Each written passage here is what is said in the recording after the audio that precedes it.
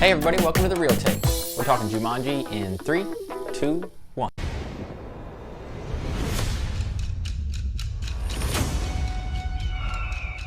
In the words of Axl Rose, welcome to the jungle. Are you okay? I'm still an old fat guy, right?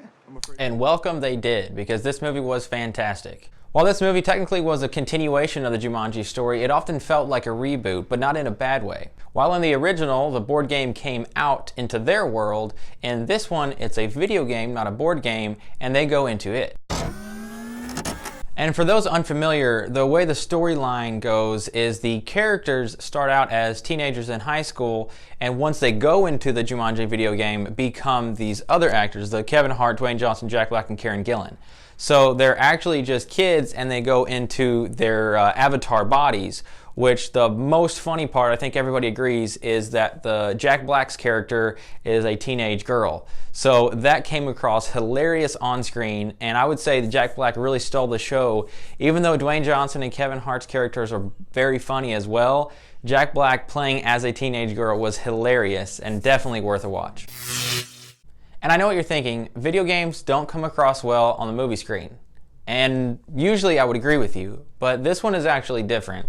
So let's start with the cast. The movie stars Karen Gillan, Jack Black, Kevin Hart, and Dwayne Johnson. All established actors who know what they're doing. So that's where the producers got it right. Because a lot of video game adaptations and movies that involve a real life scenario with the video game, they don't have the right actors for it. Whether they're not so much poor actors, but just not really fit for the role. And that is exactly what they got right here, is everyone plays their role so well and they come together well as a team. That's really what made this movie so good and so funny, is the actors playing off of themselves. Yo, what's this? Speaking to how video games don't always come across very well on the movie screen, this one in particular did a very good job of incorporating certain video game features without completely detracting from the fact that you're watching a movie, which I loved about it. So for instance, there's a part in the movie where all the characters have their characteristics, or things that their strengths and their weaknesses come up on screen. So that was something I really enjoyed about it, because it enabled the audience to learn something about the characters at the same time that they did. So there was no dumbing down, there was no explaining, it was just right there in front of them. As I mentioned, it does feel like a continuation and sort of a reboot at the same time, partially because of the nostalgia involved. It really makes you think back on Robin Williams, because his character in the original Jumanji, his little piece on the board game was the elephant, and you actually see that piece in the movie a couple times.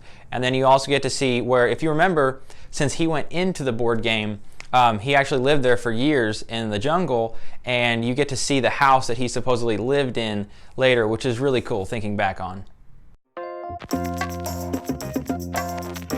So if you really like adventure movies and you want to get into a story and just have fun with it, this one is definitely for you. I would say for a solid hour after seeing the movie, I constantly said, welcome to Jumanji. Welcome to Jumanji. So that's another positive. Welcome to Jumanji.